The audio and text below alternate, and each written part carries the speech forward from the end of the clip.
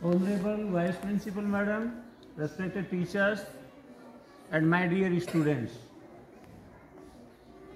सुप्रभात।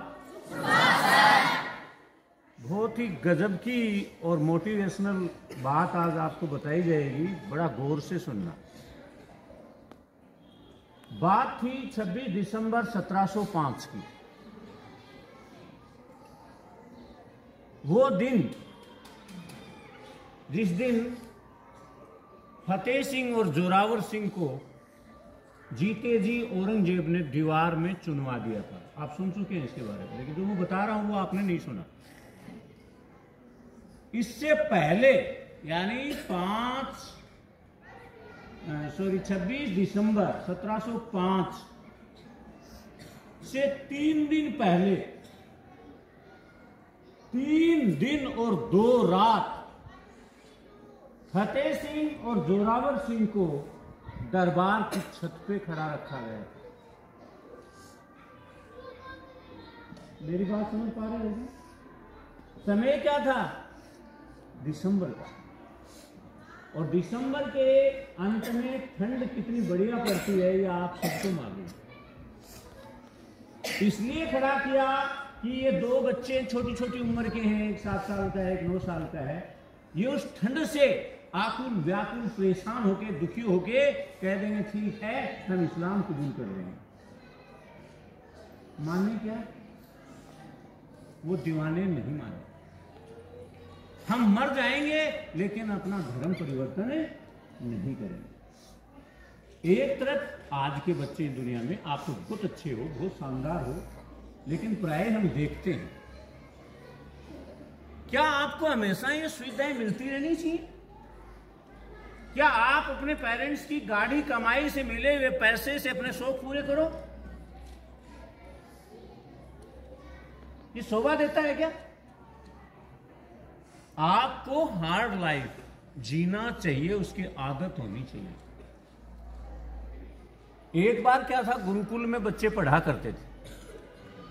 वहां राजा का भी बच्चा पढ़ता था और गुरुकुल में सबको एक ही तरह से ट्रीट किया जाता था। राजा का हो, चाहे सेनापति का हो, मंत्री संतरी किसी का भी हो, एक ही तरह से ट्रीट करते थे सब बच्चों को। एक दिन राजा के बेटे ने, किसी और बच्चे ने, 2 ने गलतियां कर दी, एक जैसी गलती की।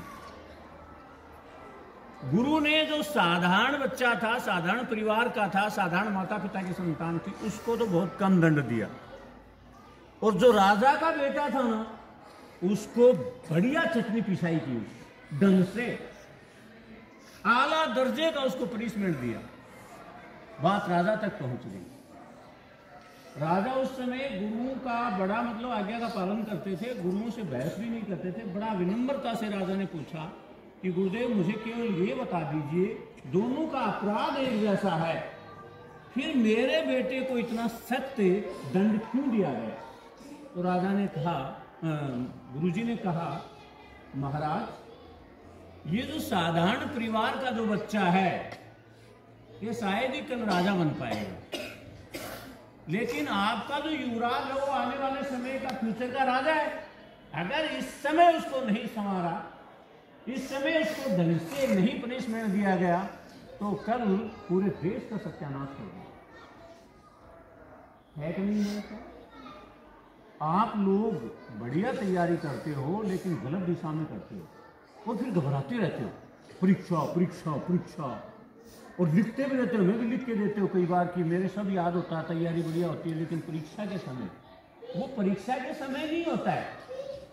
उस फोबिया को, उस डर को आपने पहले से पाल रखा है, पिल्ले से उसको पूरा कुत्ता बना लिया उस विचार को आपने, और वो जिस समय परीक्षा शुरू होगी तुरंत आके खड़ा हो जाएगा।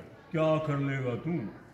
कुछ नहीं कर पाएगा। सारे प्रश्न आ रहे हैं ना, नहीं कर पाएगा तू। और हम नहीं कर पाते, और आते हुए हम इतने विचलित हो जाते हैं। अपनी अलग अलग तरीके होते हैं। सारा पेपर पढ़ लिया, 2 प्रश्न नहीं आ रहे हैं, उनके चक्कर में 28 भी खराब कर दिया।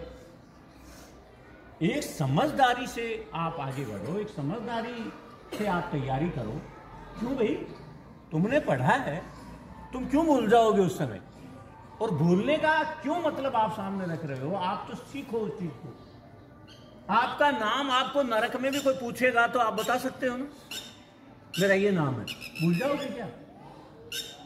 तो कहने का तात्पर्य ये है, लोगों द्वारा बताई गई। देखो मैं थोड़ी बात अलग हटके बता रहा हूँ, मैं ये नहीं कह रहा लोगों की बातों को आप मत सुनो, उन पर विचार मत करो, लेकिन मैं इन दिनों एक बात अलग से आप लोगों को कह रहा हूँ कि आप अपने लिए जितना शानदार कर सकते हो ना, भगवान भी आपके लिए नहीं कर सकता उतना शानदार। हम कब तक लोगों की मोटिवेशन सुनते रहेंगे? कब तक लोगों से हम प्रेरित होते रहेंगे? हम चाहें कि हमें कोई मोटिवेट करे, हमें ये बताए पढ़ाई कैसे करें, हमें ये बताए कि परीक्षा से पहले फोबिया दूर कैसे करें।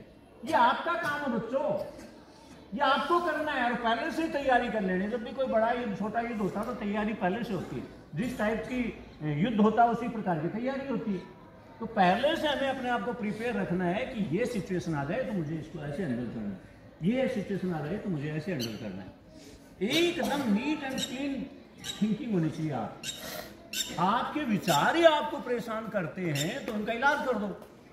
दूसरा कैसे करेगा आपके विचारों का इलाज?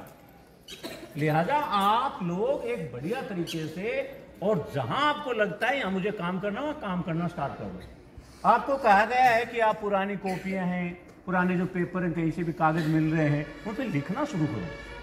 अपने विचारों को लिखो, अपने प्रयासों को बढ़ाओ। स्पोकन इंग्लिश चाहते हो तो रोजाना 5 मिनट दर्पण के सामने।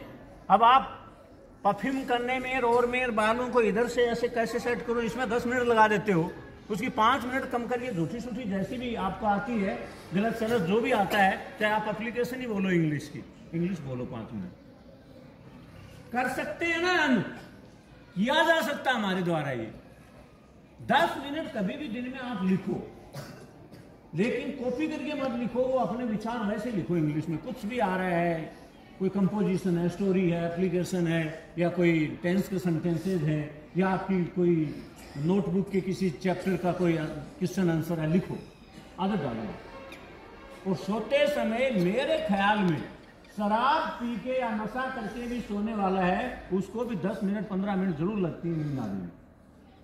आती ही नहीं लगती, ही नहीं लगती। उस समय आप केवल सोचो दिमाग में, आई मीन टू से, हाँ मैं गुड, ओह नाइस, ऐसे मतलब एक्टिंग करो आप। और एक्टिंग करते करते वो चीज तुम्हारे अंदर नेचुरल हो जाएगी, तुम्हें पता भी नहीं चलेगा। क्या तुम बता सकते हो तुमने मारवाड़ी किस तारीख को सीखी? बता सकता है कोई बच्चा? मैंने इस तारीख को, इस सन में मैंने मारवाड़ी सीखी, कभी नहीं बता सकता, कोई नहीं बता सकता इस धरती का, क्योंकि वो सतत प्रक्रिया है, वो कोई एक डेट को नहीं सीखी जाती है। समझ रहे हो ना? इसलिए दर्पण के सामने रोज रोज, और मैं सीधा कह रहा हूं, बिल्कुल 2+2 थ्योरी है ये होने वाला है। अगर आप करने लग गए तो उसका रिजल्ट आने वाला है, उसका इंतजार मत करो। समझ गए ना? कई बार हम परीक्षा में क्या सोचते हैं, बहुत तैयारी करते हैं, नंबरों की आशा बहुत बड़ी कर लेते हैं, और उसके अकॉर्डिंग हमारे नंबर नहीं आते। हम वो नहीं देख रहे हैं हमने कितनी गलतियां की, हमारी तैयारी कैसी ठीक नहीं थी, हमने कितनी मिस्टेक। हम रिजल्ट का बड़ा मतलब सोच लेते हैं, ओ 95 तो आ ही जाएंगे, और आते हैं 55, फिर रोते हैं फालतू में। क्यों भाई? कोई दुश्मन थोड़ी कॉपी जांचने वाला, तुमने कोई कमियां छोड़ी? तो अपना कर्म करना आपकी ड्यूटी है, कर्तव्य है, ये कर्म भूमि है, यहाँ कर्म करना ही है, यहाँ खाली नहीं बैठ सकता, सृष्टि नहीं चलेगी। लेकिन ये नहीं सोचो कि मेरे इतना बढ़िया आने वाला है। कर्म करो, वही बात है, नेकी करो, दरिया में कूदो। उसकी ये उसका जो फीडबैक है वो, उसका इंतजार मत करो, वो आना ही है। आप अगर बीज बोना ही छोड़ दोगे तो अनाज कहाँ से पैदा होगा? लेकिन जिस दिन बीज बो उसी दिन चिंता करने लग जाओ, युगाक ने इसको खोद के देखा, दूसरे दिन युगाक नहीं मिला, फिर उसको खोद के देखा, वो कभी नहीं मिलेगा, वो बीज ही खत्म हो जाएगा। यही चीज आपको अपनी जो पढ़ाई करते हो उसके बारे में बढ़िया तरीके से उसको सीख होती है, तो कराओ, रिजल्ट आना है, आ जाएगा। इसीलिए तो आपको एक सेंटेंस बताया, prepare for the best and ready for the worst. खराब से खराब के लिए आप तैयार हो, तैयारी अच्छे के लिए करें। कुछ भी हो सकता है, अच्छी तैयारी करें तो भी रिजल्ट कोई जरूरी थोड़ी है, लेकिन उसके लिए प्रिपेयर रहो। आप वहाँ रो मत, दुनिया को दिखाओ मत, मेरे पास फोन करवाओ मत, करवाओ। क्या करें, रिजल्ट आया 2 घंटे हो गए, छोरी रो रही है, छोरा तो चुप ही को नहीं हो रहा। ऐसा नहीं होना चाहिए गायत्री के स्कूल के विद्यार्थियों के साथ, क्योंकि आपको फैक्ट का, आपको सच्चाई का, हकीकत का पता है, आपको इन चीज़ों को जान लेना है।